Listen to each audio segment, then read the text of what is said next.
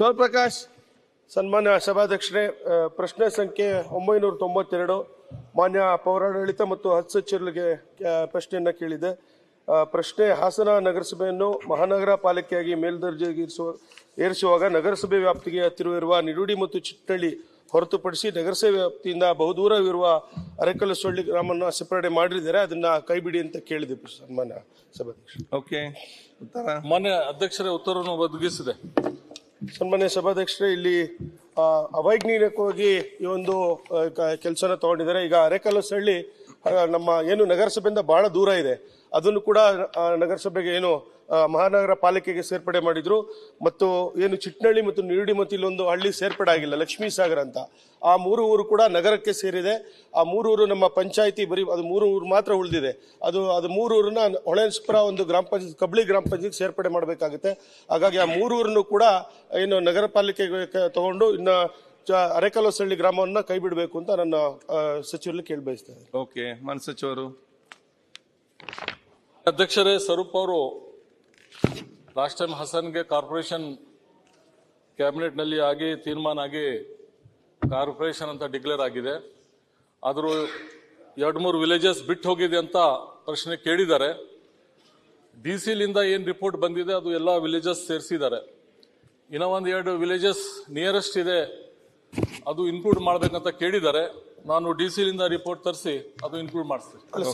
ಸನ್ಮಾನ್ಯ ಸಭಾಧ್ಯಕ್ಷ, ಇಲ್ಲಿ ಸರ್ 8 ಕಿಲೋಮೀಟರ್ ಸೇರ್ಸವ್ರೆ, 1.5 ಕಿಲೋಮೀಟರ್ ಬಿಟ್ಟವ್ರೆ ಅಂತ ಅವ್ರು ಹೇಳ್ತಾ ಇರೋದು. ಡಿಸಿಲಿಂದ ಏನ್ ರಿಪೋರ್ಟ್ 1.5 ಕಿಲೋಮೀಟರ್ ಐತೆ ಅಲ್ಲಿ, 8 ಕಿಲೋಮೀಟರ್ ಕರೆಕ್ಟ್ ಇದೆ. ಸನ್ಮಾನ್ಯ ಸಭಾಧ್ಯಕ್ಷ, ಡಿಸಿಲಿಂದ ಏನ್ ರಿಪೋರ್ಟ್ ಅದು ಸೇರಿಸಿದ್ದಾರೆ.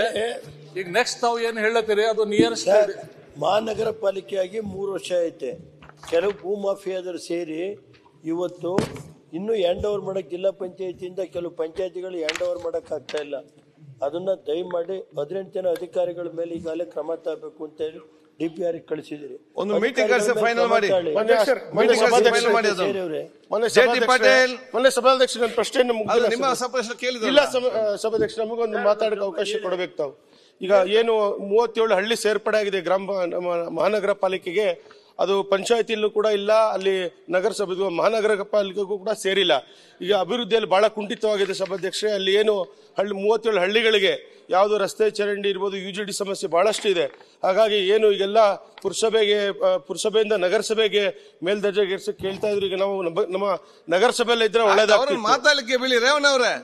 ಪಂಚಾಯತಿಗೂ ಕಡೆ ಇಲ್ಲ, 2 ಹಳ್ಳಿ ರೇವಣ್ಣ ಅವರೇ ಅಲ್ಲ ಸರ್, ಮಾತಾಡ್ಲಿಕ್ಕೆ ಬಿಡಿ, ಮತ್ತೆ ನೀವು ಮಾತಾಡಿ. ಮಹಾನಗರ ಸಭೆಗೂ ಇಲ್ಲ, ಪಂಚಾಯತಿಗೂ ಇಲ್ಲ, 2 ಹಳ್ಳಿ ಹಂಗೆ ದಿಕ್ಕಾಪಾಲ. ಆಯ್ತು, ಅವ್ರನ್ನ ಮಾತಾಡಿ ನೋಡಿ. ನೀವು ಅವ್ರಿಗೆ ಮಾತಾಡ್ಲಿಕ್ಕೆ ಕೊಡದೆ ಪಕ್ಕದಲ್ಲೇ ಬರೋದು ಸರ್. ಕರೆಕ್ಟ್, ಪಕ್ಕದಲ್ಲಿ ಎಂತ ಮಾಡಿ, ಇಲ್ಲಿ ಉತ್ತರ ಒಬ್ಬರೇ ಕೊಡ್ಬೇಕಲ್ಲ. ಹಾಗಾಗಿ ನಮಗೆ ಅಭಿವೃದ್ಧಿ ಬಹಳಷ್ಟು ಕುಂಠಿತ ಇದೆ ಸಭಾಧ್ಯಕ್ಷರು. ಏನ್ 37 ಹಳ್ಳಿ ಸೇರ್ಪಡೆ ಆಗಿದೆ, ಅಲ್ಲಿ ನಾವು ಹಳ್ಳಿಗಳಿಗೆ ಹೋಗಕ್ಕಾಗ್ತಾ, ಅಲ್ಲಿ ಕೌನ್ಸಿಲರ್ಗಳು ಕಾರ್ಪೊರೇಟರ್ ಕೂಡ ಇಲ್ಲ, ಇಲ್ಲಿ ಪಂಚಾಯತಿ ಕೂಡ ಸೇರಿಲ್ಲ. ನಾವು ಪಂಚಾಯತಿ ಗ್ರಾಂಟ್ ಹಾಕಕ್ಕೂ ಆಗ್ತಾ ಇಲ್ಲ, ನಗರಸಭೆ ಪಾಲಿಕೆಯಿಂದನೂ ಕೂಡ ನಮಗೆ ಗ್ರಾಂಟ್ ಗಳು ಬರ್ತಾ ಇಲ್ಲ. ಹಾಗೆ ಹೆಚ್ಚುವರೆಗೆ ನಮಗೆ ಅನುದಾನವನ್ನ ನಮ್ಮ ಪೌರಾಡಳಿತ ಸಚಿವರು ಕೊಡಬೇಕು.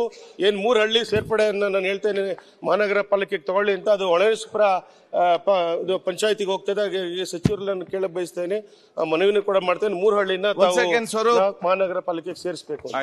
ಮಂತ್ರಿ ಅವರೇ, ರಾಹಿಮ್ ಅವರು ಡಿಸ್ಟ್ರಿಕ್ಟ್ ಮಿನಿಸ್ಟರ್ ಮಾತಾಡ್ತಾರಂತೆ ಸರ್. ಇದರಲ್ಲಿ ಏನು ಪ್ರಕಾಶ್ ಸ್ವರೂಪ್ ಅವರು ಹೇಳಿದ್ದಾರೆ ಅದು ಸತ್ಯ ಇದೆ. ರೇವಣ್ಣವರು ಕೂಡ ಅದು ಹೇಳಿದ್ದಾರೆ. ಯಾವುದು ನಮ್ಮ ಅರೆಕಲ್ಲಳ್ಳಿ ಇದು ಸೇರ್ಪಡೆ ಮಾಡಿಸುವ ದೂರನೂ ಇದೆ. ಅದನ್ನ ಜಿಲ್ಲಾಧಿಕಾರಿಗಳಿಂದ ವರದಿಯನ್ನ ತರಿಸ್ಕೊಂಡು ನಾವು ಪ್ರಸ್ತಾವನೆ ಬಂದಲ್ಲಿ ನಾವು ಸರಿಪಡಿಸ್ತೀವಿ ಅಂತ ಹೇಳಿದ್ದಾರೆ ಉತ್ತರದಲ್ಲಿ.